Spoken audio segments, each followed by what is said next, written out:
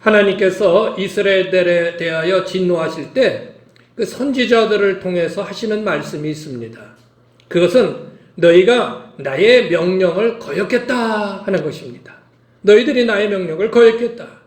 그래서 너희들에게 재앙이 이르게 되었다라고 하나님께서는 선지자들을 통하여 강하게 책망하시고 또 강하게 말씀하시는 내용이 선지서에 많이 등장합니다. 북이스라엘은 BC 721년에 남유다는 586년에 나라가 망하게 되고요. 그 이스라엘 백성들은 바벨론으로 포로로 끌려가게 됩니다. 그래서 오랫동안 그곳에서 포로로 그렇게 서름을 당하며 고난을 당하며 살다가 이제 페르시아 왕 고레스 칙령을 내려서 이스라엘 백성들을 본국으로 이제 돌아가게 이제 귀환하게 합니다. 그래서 이스라엘 백성들이 고국으로 돌아와서 첫 번째 한 일이 바로 예루살렘 성전을 다시금 재건했고 또 무너진 성벽을 다시 세웠고 또 하나님 앞에 제사드리는 모든 제사 제도들을 다시금 확립하는 그러한 일들을 진행하게 됩니다. 그런데 그 가운데 율법을 가르치는 이 학사라는 이들이 우리 민족이 왜 이렇게 어려움을 당하느냐?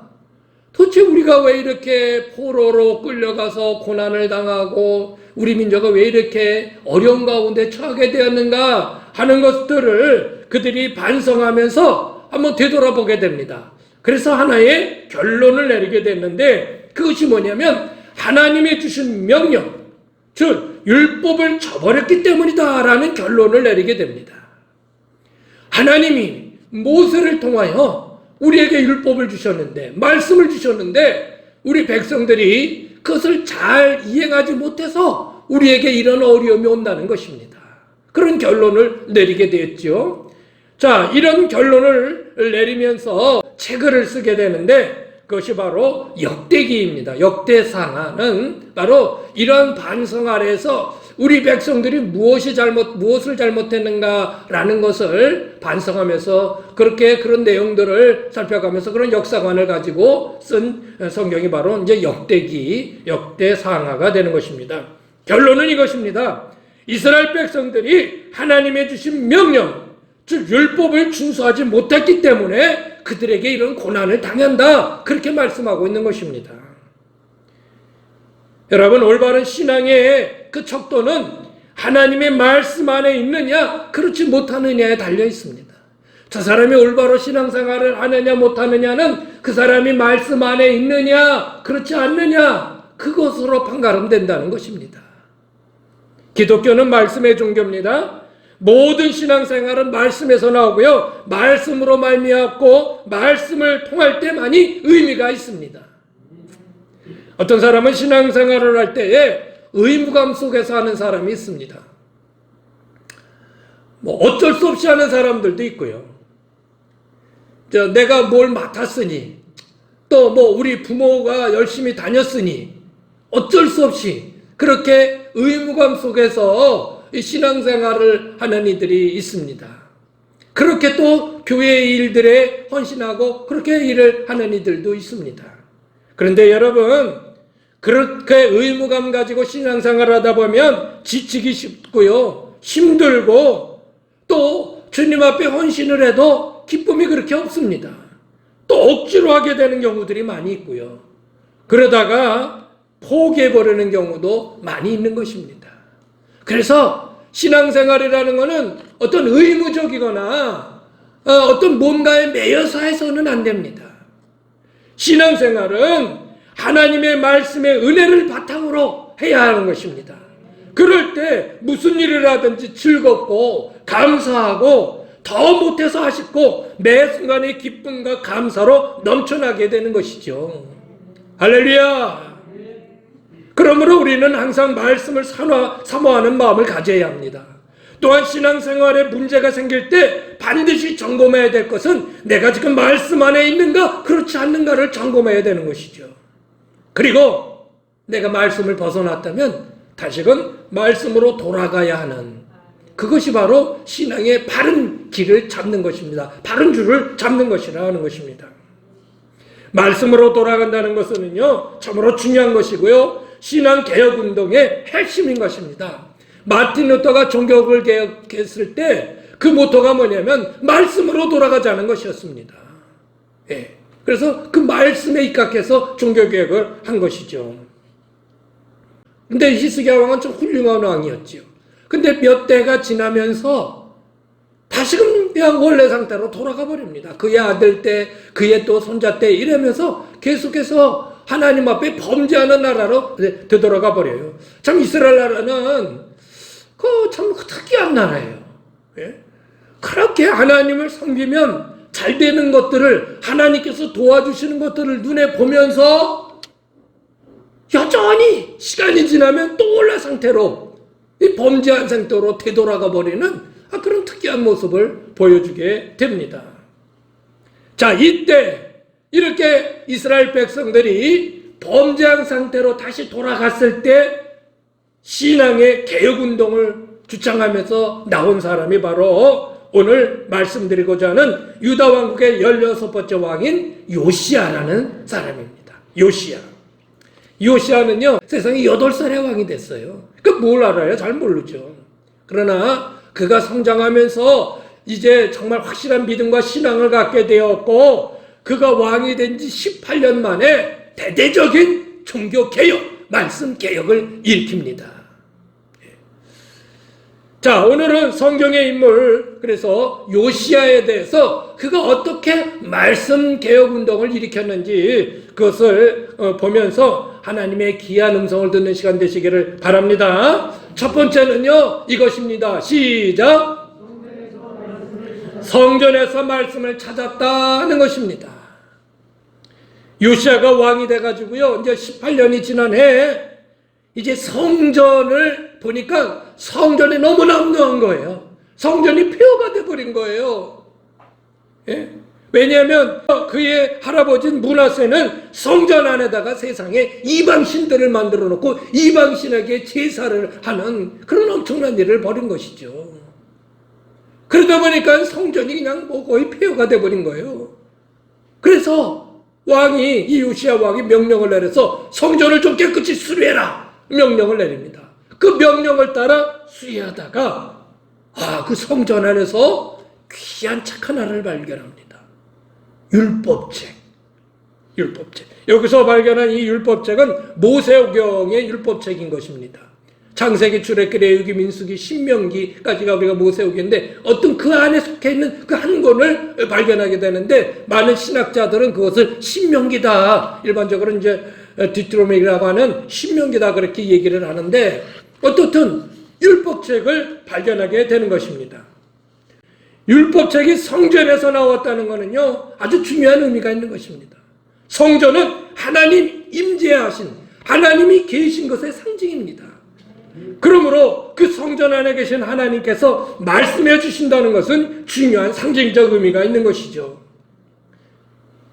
어떤 사람은 그런 얘기를 합니다. 우리는 어디서든지 하나님 말씀을 우리가 들을 수 있지 않냐고. 물론 그렇습니다. 어디서든지 우리는 하나님의 말씀을 들을 수 있습니다. 그러나 역으로 말하면 어디 정해진 곳이 아닌 것은 어느 곳에서도 하나님의 말씀을 듣지 못할 수도 있다는 말과 같은 것입니다. 그럴 때 성전은 우리가 하나님의 말씀을 분명하게 들을 수 있는 지정된 장소라는 것입니다. 다시 말하면 이 교회에서 하나님의 음성을, 하나님의 말씀을 더욱 분명하게 들을 수 있게 된다는 것을 성경은 오늘 우리에게 말씀해주고 있는 것입니다. 그래서 교회를 가까이 하는 것은요, 하나님을 더 가까이 하는 것이고요, 하나님의 말씀을 더 사모하는 것과 같은 것입니다. 그래서 교회에 나와야 말씀을 들을 수 있고, 말씀을 들어야 그 가운데 역사가 나타나는 것이죠. 반대로 말하면 교회를 멀리하면 하나님을 멀리하게 되고, 그것은 하나님의 말씀을 관심 밖으로 두는 것과 같은 것이 되는 것입니다. 그래서 왜 여러분 열심히 교회에 나오십시오, 열심히 예배 드리십시오, 교회 빠지시면 안 됩니다. 왜 그래요? 왜 그러나요? 왜? 그래야 하나님을 열심히 나야 하나님의 음성을 들을 수 있고요, 그것이 하나님을 가까이 하는 것이 될 수 있고요. 할렐루야. 그래서 교회를 빠지지 말라고 그렇게 얘기하는 것입니다. 다른 의도가 있는 게 아니에요. 교회 빠지지 말라. 왜? 이것을 통해서 우리의 신앙이 올바로 유지해 나갈 수 있는 것이고요. 이 교회 나서 하나님의 음성을 들음으로 다시 한번 그 하나님의 음성에 줄을 붙잡고 우리는 살아갈 수 있게 되는 것입니다. 사랑하는 여러분, 오늘도 여러분은 이 교회 안에서 울려 퍼지는 하나님의 음성을 듣고 있는 줄 믿습니다. 예. 교회의 중요한 기능 중 하나는 이렇게 오늘날 우리에게 주시는 하나님의 말씀을 선포하는 기능인 것입니다. 이 시대가 어떻게 잘못되어져 가고 있는지, 이 시대에 하나님께서 말씀하시는 그 말씀이 무엇인지를 선포해야 될 책임이 이 세상 사람들에게, 성도들에게 가르쳐줘야 될, 말씀으로 가르쳐줘야 될 책임이 교회에 있다고 하는 사실인 것입니다. 그러므로 여러분, 예배를 통하여 또 각종 기도회를 통하여 하나님께서 들려주시는 음성을 받아가십시오. 할렐루야. 예, 그것이 바로 오늘 이 요시야를 통해서, 요시야가 바로 성전에서 하나님의 말씀을 발견했듯이 오늘날 여러분도 성전을 통하여 이 교회 안에서 들려지는 하나님의 음성을 발견하고 받으시기를 바랍니다.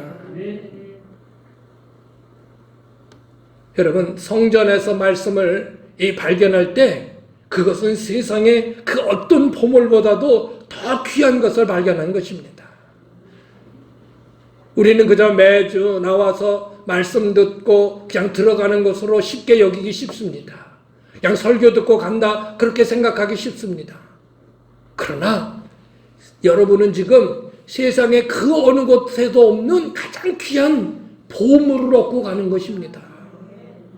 요시야가 그 성전 안에서 그 율법책 하나님의 말씀을 발견한 거는요, 세상의 그 어떤 금은 보화를 발견한 것보다도 더 기쁜 일이었습니다. 여러분은 하나님의 말씀을 들을 때, 하나님의 말씀을 받을 때 이렇게 기쁨으로 받습니까? 그 어떤 것보다도 더 귀한 보물로서 하나님의 말씀을 받고 있습니까? 잘하는 것입니다. 그렇지 않고 이 시간을 그냥 흘려보내든지 그냥 아무 의미 없이 그냥 지나가 버린다면 그것은 엄청나게 귀한 것을 놓치고 마는 것입니다. 요시야가 성전에서 말씀책을 발견한 것을 통해 우리에게 주는 귀한 말씀의 교훈은 오늘 하나님의 성전, 이 교회를 통해 선포되어지는 그 귀한 말씀을 더욱 사모하며 붙들라 하는 것입니다. 아멘. 자, 두 번째는 뭘까요? 두 번째는요, 읽어보실까요? 시작.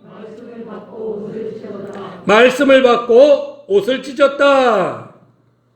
자, 그 발견된 말씀을 이제 그 성전을 수리하던 사람이 요시야 왕에게 가져가고 또 서기관이 그 요시야 왕에게 그 말씀을 쭉 읽어줍니다.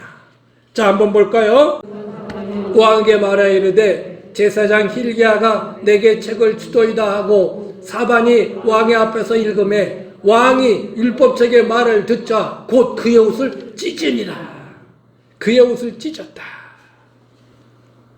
율법책에 있는 말씀을 왕이 들으며 자신과 자기 나라가 얼마나 하나님의 말씀에 멀어져 있었는지 그 말씀을 듣는 순간 자신의 그 왕복을 찢습니다. 여기서 옷을 찢었다는 것은요, 단순히 눈에 보이는 옷을 찢음이 아니고 마음을 찢은 것입니다.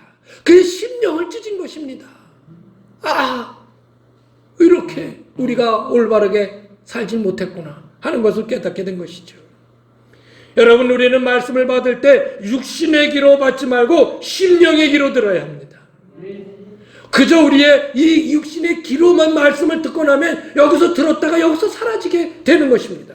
그러나 그 말씀이 심령으로 들어가서 심령에서 들려지는 말씀으로 그것을 받으면 그것이 우리 안에 역사가 나타나게 되는 것입니다. 하나님의 말씀은 단순히 여러분의 귀만 흡족하게 해주는 말씀이 되지 않기를 바랍니다. 아멘. 그러기 위해서는 그 말씀이 내 마음 깊은 곳 심령 안으로 파고 들어야 합니다. 하나님의 말씀의 특징은 우리의 심령의 골수 깊은 곳까지 파고 들어가 내 자아를 깨트리는 그런 특징이 있습니다. 그래서 히브리서에 이렇게 말씀하고 있습니다. 시작! 하나님의 말씀은 살아있고 하나님의 말씀은 죽은 것이 아니 살아있습니다. 계속해서 활력이 있어 좌우에 날선 어떤 검보다도 예리하여 홍과 영과 및 관절과 골수를 찔러 쪼개기까지 하며 또 마음의 생각과 뜻을 판단하나니. 계속 지으신 것이 하나도 그 앞에 나타나지 않음이었고 우리의 결산을 받은 실 이의 눈앞에 만물이 벌거벗은 것 같이 드러나느니라. 할렐루야. 그 앞에 다 드러나게 되어 있다는 것입니다. 그래서 하나님의 말씀이 우리의 심령 아주 깊은 곳까지 들어가서 우리를 다 휘집어 놓는다. 세리장 삭개오는요, 예수님의 말씀을 듣고 변했습니다. 바울은 예수님을 눈으로 보지 못했지만 그 예수님의 음성을 듣고 변화해서 복음을 핍박하는 자가 복음을 전하는 자가 되었습니다. 어거스틴의 로마서 13장 11절에서 14절의 말씀들을 통해서 그가 그것을 보고 타락된 삶을 청산하고 하나님께 돌아와 위대한 신학자, 위대한 철학자가 되었습니다. 마틴 루터는 로마서 1장 17절의 말씀, 오직 의인은 믿음으로 말미암아 살리라함과 같으니라, 이 말씀을 듣고 그가 종교개혁에 확신을 갖게 되었습니다. 감리교회 창시자인 유엔 웨슬리 목사님은 한 집회에서 말씀을 듣고 그가 깨어지고 그의 말씀이 그의 심령이 뜨거워져 복음을 증거하는 그런 위대한 전도자가 되었고 감리교를 만들게 된 것입니다. 수많은 위대한 사람들이 하나님의 말씀을 듣고 깨졌고 변화되었습니다. 오늘도 그 말씀은 똑같이 우리들에게 역사하고 있는 것입니다. 말씀 앞에 내 지식도 무의미합니다. 말씀 앞에는 그 어떤 사상도 소용이 없습니다. 말씀 앞에는 그 어떤 주장도 무가치합니다.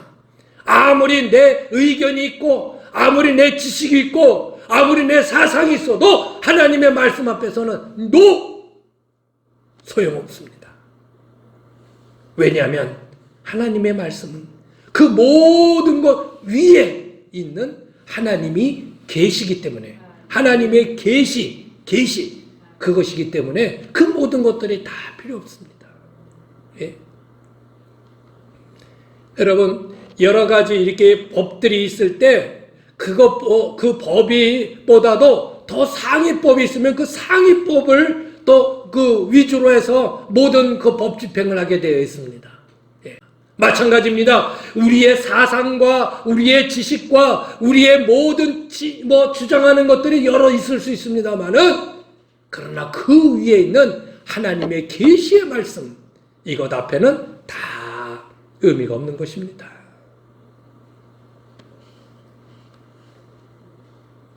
중요한 것은 말씀을 귀로 받지 말고 여러분의 가슴을 활짝 열고 마음으로 받아 여러분 깊은 곳으로 그 말씀을 흘려보내십시오. 귀로만 들어서는 안 돼요. 요시야가 말씀을 들으며 자신의 옷을 찢은 것은 그 말씀을 마음속 깊은 곳으로 받아들였다는 의미인 것입니다. 오늘날 우리에게 주시는 이 귀한 말씀은 단순히 말씀을 들을 때 귀에 듣기 좋은 소리, 마음의 수양을 쌓을 수 있는 그런 설교로 혹은 한번 듣기 좋은 말로 받지 아니하고 오직 심령을 변화시키는 하나님의 능력의 말씀으로 받아들이라. 하나님의 능력의 말씀을. 이 말씀이 우리의 삶을 변화시키고 이 말씀이 우리에게 축복을 주고 내 죽어있는 심령을 되살아나게 하고 내 삶의 올바른 길을 제시해주는 이런 하나님의 살아있는 능력의 말씀으로 받으라는 거예요. 예. 그럴 때 그 가운데 말씀의 역사가 나타나요. 지금 여러분의 믿음이 자라나고 있습니까? 말씀의 역사를 경험하고 있습니까? 해야 합니다. 자, 세 번째는 뭘까요? 자, 읽어보실까요? 시작! 말씀을 받고 행동했다는 것입니다. 말씀을 듣고 요시야 왕은 백성들을 예루살렘으로 모으고 이 말씀을 백성들에게 들려줍니다. 자, 읽어볼까요? 왕이 시작. 왕이 단위에 서서 여호와 앞에서 언약을 세우되 마음을 다하고 뜻을 다하여 여호와께 순종하고 그의 계명과 법도와 율례를 지켜. 너희 백성들이여, 마음을 다하고 뜻을 다하여 여호와 하나님의 말씀을 순종하고 지키자. 계속요. 시작. 이 책에 기록된 이 언약의 말씀을 이루게 하리라 하며 백성이 다 그 언약을 따르기로 하니라. 그 율법의 말씀대로 우리가 그렇게 살겠습니다. 그렇게 그들이 결단했다는 것입니다. 그리고 요시야는 대단한 변화를 시작합니다. 성전 안에 먼저 우상인 아세라상을 가져다가 다 불살로 그냥 빠버립니다. 각 성읍들의 모든 우상을 섬기는 산당을 모두 없애버립니다. 그리고 하나님께 끊어졌던 유월절을 다시 지키게 합니다. 말씀개혁 운동은 마음의 은혜에만 머무는 것이 아니라 실제 삶으로 이어지는 것입니다. 중요합니다, 여러분. 말씀은요, 삶 속에 어떤 모습으로든지 나타나야 합니다. 마음에만 머무는 말씀, 주님이 그런 거 원하지 않습니다. 은혜 받았다는 게 내 안에만, 그저 내 심령 안에만 그냥 머물러 있는 거, 그거 올바른 은혜 아닌 것입니다.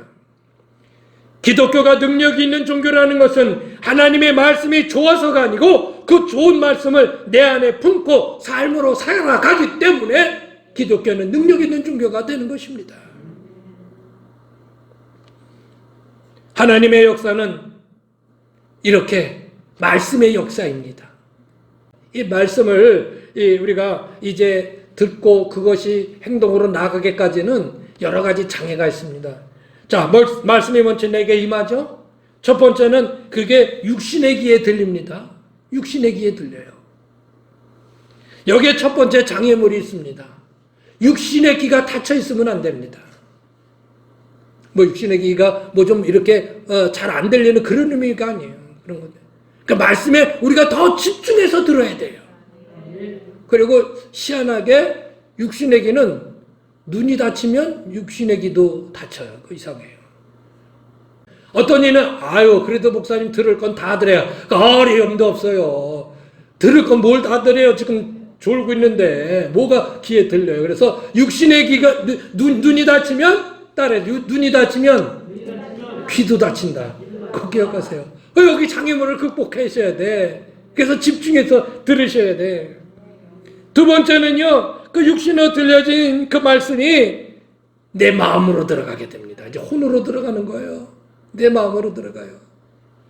그랬을 때 또 하나 장애물이 있습니다. 내 마음이 딱딱히 굳어 있으면 그 말씀이 팅 하고 튀어나가 버려요. 받기 싫다는 거죠. 말씀 듣기 싫다는 거예요. 내 마음이 딱 닫혀 있으면 그래요. 깨야 합니다.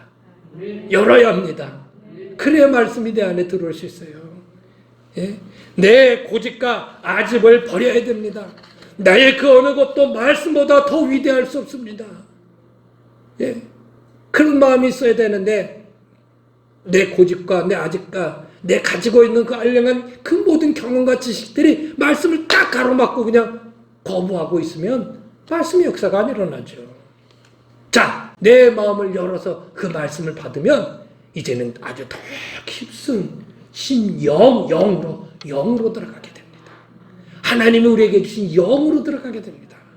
그러면 병들었던 우리의 영이 치유받고 나에게 있던 우리의 영의 능력이 생기는 것입니다. 그리고 그것은 하나님 앞에 이제 이 삶 속에서 능력으로 나타나는, 역사가 나타나는 그런 말씀이 되는 것입니다. 그러니까 귀에서만 들어서는 소용없고요. 마음에서 은혜 받았다. 아멘. 이걸로 끝나면 안 되고요. 그게 내 영혼에 깊숙이 들어가면요. 그 안에서 작동을 해서 이제 행동하게 되는 것입니다. 그래서 그 끝은 하나님의 말씀으로 이 삶 속에서 나타나게 되는 것이죠. 하나님께서 이스라엘 백성들에게 나의 말을 거역했다고 하신 그 말씀은 너희들이 나의 말대로 살지 않았다는 거예요. 하나님, 예수님, 성령님이 삼위일체인 것처럼 말씀과 은혜와 행함은 참된 신앙의 삼위일체입니다. 따라해보세요. 말씀과 은혜와 행함은 신앙의 삼위일체다. 신앙생활의 삼위일체예요. 예? 말씀이 내게 임했죠. 은혜 받았죠. 행동해야죠. 그것입니다. 예수님께서 산상보훈 마태복음 5장에서 7장 그 말씀을 이제 해주시고 그 산상 그 끝부분에 예수께서 하나의 비유의 말씀을 해주시는데 이렇게 말씀합니다. 누구든지 나의 이 말을 듣고 행하는 자는 그 집을 어디 위에? 반석 위에 짓는 집 같다. 근데 내 말을 듣고 행하지 않으면 그 집을 모래 위에 짓는 집과 같다. 근데 어느 순간 탕류가 그냥 물이 들어닥치면 모래 위에 지은 집은 그냥 수르륵 하고 쓰러져 버리죠. 그러나 반석 위에 지은 집은 아주 든든하게 서 있을 수 있다. 이렇게 말씀을 듣고 행하는 자는 이렇게 반석 위에 지은 집처럼 어떤 어려움이 와도 그것을 넉넉히 지켜나갈 수 있다. 예. 그러니까 말씀을 행한다는 게 이렇게 중요한 거예요. 이렇게 중요한 거예요. 여러분 말씀 행하세요. 행하세요. 하나님 앞에 가서 무엇을 책망받을까요? 다른 거 아니에요. 너 내 말대로 왜 안 살았냐예요. 그 말이 뭐예요? 이 하나님의 말씀 이거거든요. 이 말씀대로 우리가 안 살았다는 거예요. 그거 책망하지 뭐 책망하시겠어요? 너 왜 부자가 못 됐냐 책망하시겠어요? 너 왜 훌륭한 사람이 못 됐냐고 책망하시겠어요? 너 왜 돈 많이 못 벌었냐? 너 왜 든든한 직업 못 가졌냐? 너 왜 그렇게 못 배웠냐? 이거 말씀하시겠어요? 아니에요. 너 왜 내가 말한 이 말씀대로 살지 않았냐? 그거 책망하시는 거예요. 다른 거 아니에요. 삶으로 나타나지 않은 신앙은 허구입니다. 삶으로 실천되지 않는 기독교는요, 가장 나약한 종교입니다. 생활에 되지 않은 말씀은 잠깐 울리고 많은 메아리와 같습니다. 요시야가 말씀의 개혁, 신앙의 개혁을 일으킨 것은 바로 말씀대로 살기로 결심하고 결단하고 그렇게 행동했다는 것입니다. 오늘날 우리에게 주시는 이 하나님의 음성은 바로 그것입니다. 너 말씀 들었냐? 은혜 받았니? 행하라. 행하라. 행하라. 제발 하나라도 행하라. 10개 들었으면 하나라도 행하라. 네? 말씀을 마치겠습니다. 오늘 성경의 인물 요시야에 대해서 우리 같이 말씀을 나눴습니다. 그는 성전을 수리하다가 율법서를 발견하게 됩니다. 하나님의 말씀 율법서를 발견하게 되고요. 그 율법서 말씀을 기초로 해서 신앙의 대개혁 운동을 벌립니다. 그리고 그 하나님의 말씀대로 살아가겠다고 결단하고 그렇게 사는 것입니다. 자, 이렇게 이 요시야가 행했을 때 성경은 요시야에 대해서 어떻게 말씀하는지 한번 보세요. 요시야가 시작. 요시야와 같이 마음을 다하여 뜻을 다하며 힘을 다하여 모세의 모든 율법을 따라 여호와께로 돌이킨 왕은 요시야 전에도 없었고 후에도 그와 같은 자가 없었더라. 저는 요시야가 여러분의 이름이 되기를 원합니다. 이전까지도 없었고 이후에도 없는 이렇게 정말 신실하게 하나님의 말씀을 붙들고 사는 자가 없었더라. 이런 여러분이 되시기를 바랍니다. 구체적으로 우리는 이 교회에서 선포되지는 하나님의 말씀을 놓쳐서는 안 됩니다. 사모하십시오. 두 번째는 하나님의 말씀은 귀에 듣기 좋은 말씀으로 받지 말고 내 강박한 마음을 부수고 내 영혼에 그 말씀을 넣어서 내 영혼이 치유되고 능력을 받아 그리고 마지막으로 행함으로 그 은혜를 우리 삶 속에서 실천해 나가는 것입니다. 오늘 이런 놀라운 하나님의 역사가 말씀의 역사가 여러분 삶 가운데 늘 일어나지시기를 주의 이름으로 축원합니다.